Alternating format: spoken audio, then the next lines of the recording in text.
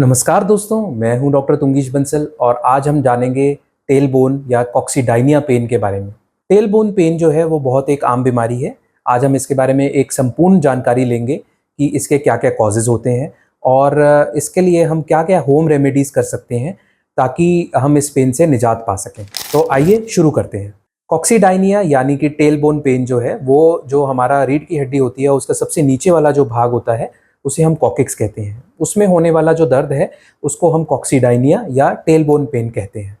जो tailbone pen है उसके कई कारण होते हैं। टेलबोन पेन का सबसे पहला कारण जो होता है वो होता है हार्ड सरफेस पे बैठना। जो हार्ड सरफेस पे हम रिपीटेटिवली अगर बैठते हैं तो जो हमारा जो है टेलबोन का पार्ट है वो बार बार जो है वो सरफेस से रगड़ता रहता है और उसके रगड़ने के कारण जो है वो हमारा जो है ये पेन होता है। दूसरा जो कारण है वो होता है ट्रॉमा, यानी कि टेल बोन के बाहर से गिरना। अगर जब भी कोई गिर जाता है और वो सीधा ही ऐसे लैंड करते हैं कि कॉक्सिक्स के ऊपर डायरेक्ट चोट लगती है या टेल बोन के ऊपर डायरेक्ट चोट लगती है, तो उन बहुत सारे केसेस में भी टेल बोन में पेन शुरू हो जाता है, जिसे हम कॉक्सीडाइनिया कहते हैं। तीसरा कारण जो होता है वो होता है आफ्टर प्रेगनेंसी। आफ्टर प्रेगनेंसी या चाइल्ड बर्थ भी बहुत सारी लेडीज़ को ये पेन जो है वो शुरू हो जाता है और उस समय के जो हार्मोनल चेंजेस हैं उसकी वजह से भी जो लिगामेंट्स हैं उसके अंदर कुछ चेंजेस आते हैं और उसकी स्ट्रेचेबिलिटी और लैक्सिटी जो है वो बढ़ जाती है और इस वजह से वहाँ पर कॉक्सिक्स पे पेन शुरू हो जाता है।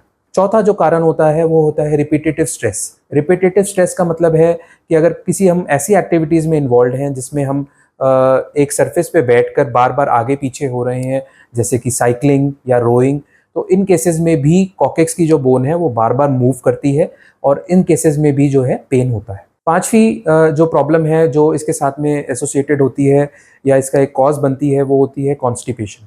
अगर कॉन्स्टिपेशन भी बहुत लंबे समय तक रहती है तो ये भी एक कॉक्सीडाइनिया का कारण बनता है। जो छठा कारण कॉक्सीडाइनिया का होता है वो होता है अंडरवेट होना। अंडरवेट जो व्यक्ति होते हैं यानी कि जिनका वजन बहुत कम होता है, उनकी जो मोटापे का लेयर है वो कॉक्सिक्स के ऊपर नहीं होता है, तो उनका चमड़ी के बाद में सीधा ही हड्डी फील होने लग जाती है। ऐसे केसेस में जब वो बहुत प्रोलॉन्ग समय तक हार्ड सर्फेसिस पे बैठते हैं तो हड्डी जो है वो डायरेक्ट कांटेक्ट में आती है और वो एक कारण बनती है कि कॉक्सिक्स का पेन होना या कॉक्सीडाइनिया या टेल बोन पेन होने का। सातवां जो कारण होता है वो है ओवरवेट होना। जब व्यक्ति का वजन जो है वो ज़्यादा होता है या वो ओवरवेट होते हैं तो उनके जो कॉक्सिक्स होती है वो उसके ऊपर लोडिंग जो है वेट की वजह से वो ज़्यादा होती है। जब वो ज़्यादा वेट की वजह से ज़्यादा लोडिंग होती है तो वो भी एक कॉक्सिक्स के पेन का जो है वो कारण बनता है।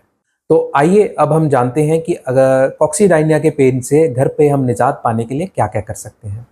तो सबसे पहली जो हमें चीज़ करनी है वो है हमें एक डोनट कुशन या वेज कुशन लेना है।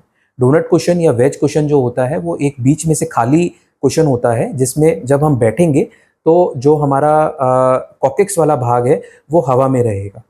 जब ये जो कॉक्सिक्स वाला पार्ट है वो हवा में रहता है और टेलबोन जो है वो हार्ड सरफेस पे टच नहीं होती है तो उसे हीलिंग का टाइम मिलता है। जब वो उसे हीलिंग का टाइम मिलता है तो जो पेन है उसके अंदर कमी आती है।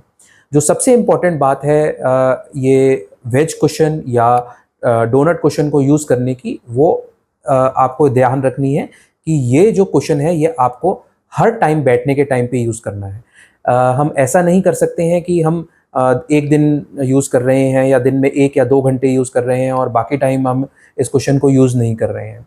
हमें जब भी बैठना है इसी कुशन पे बैठना है और नहीं तो हमें नहीं बैठना है। अगर हम इसे थोड़े समय के लिए यूज़ करते हैं और फिर हम इसको छोड़ देते हैं तो जो भी हीलिंग हुई होती है वो वापस जब हार्ड सरफेस के ऊपर बोन लगती है तो वो हीलिंग जो है वो ख़त्म हो जाती है और फिर से जो पेन है वो होने लगता है। हमें जो वेज कुशन या डोनट कुशन को है हमें 6 हफ्ते तक फॉलो करना है।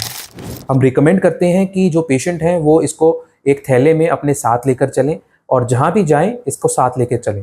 अगर कहीं भी बैठना है, चाहे उन्हें गाड़ी में बैठना है, चाहे उन्हें बस में बैठना है, चाहे उन्हें अपने ऑफिस में बैठना है, तो वो इसी सीट के ऊपर बैठें। दूसरी जो चीज़ है जो आप घर पे कर सकते हैं वो है सिट्स बाथ। सिट्स बाथ जो होता है उसमें आपको एक टब में कोसा पानी लेना है। उस कोसे पानी में जो है आपको 3 से 4 बार दिन में 10 से 15 मिनट के लिए बैठना है। उससे जो आपका कॉक्सिक्स वाला भाग है वो जो है वो पानी के अंदर रहता है और उसको हीट थेरेपी मिलती है। हीट थेरेपी से जो वहाँ पर पेन होता है और जो इन्फ्लेमेशन होती है, जो सूजन होती है, उसमें कमी आती है और ये जो सोजन है वो ओवर टाइम कम होने की वजह से जो कॉक्सिक्स का पेन है वो रिलीव हो जाता है। जो तीसरी चीज़ आप घर पे कर सकते हैं वो ये है कि आप कॉन्स्टिपेशन जो है वो अवॉइड करें। इसके लिए आप खूब पानी पिएं, कम से कम दिन में 10 से 12 ग्लास पानी पिएं। और अगर आपको क्रॉनिक कॉन्स्टिपेशन रहती है तो आप ईसबगोल जैसी कुछ दवाइयाँ या कॉन्स्टिपेशन को रिलीव करने वाली कुछ दवाइयाँ जो हैं वो आप ले सकते हैं। कॉन्स्टिपेशन जब अवॉइड होता है तो भी कॉक्सिक्स के पेन में रिलीफ आता है। मैं आशा करता हूँ कि आज जो मैंने आपको कॉक्सीडाइनिया यानी टेल बोन पेन के बारे में इंफॉर्मेशन देनी चाहिए, उससे आपको बहुत फ़ायदा मिलेगा।